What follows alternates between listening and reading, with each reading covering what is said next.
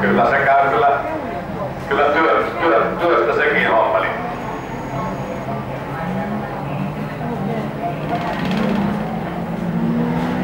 Sitten tulee tietoja jo peruneista, jotka eivät enää sitten jatka, kun Ahosen Jyri, kun siellä on noussut kärkeen 78 numeron, väittäisin olevan kyseessä. Kyllä vaan. Ja Jyrihän ajeli aika lailla mukavasti myös jo talvimestaruuskilpailussa. Kävi siellä pystejä toki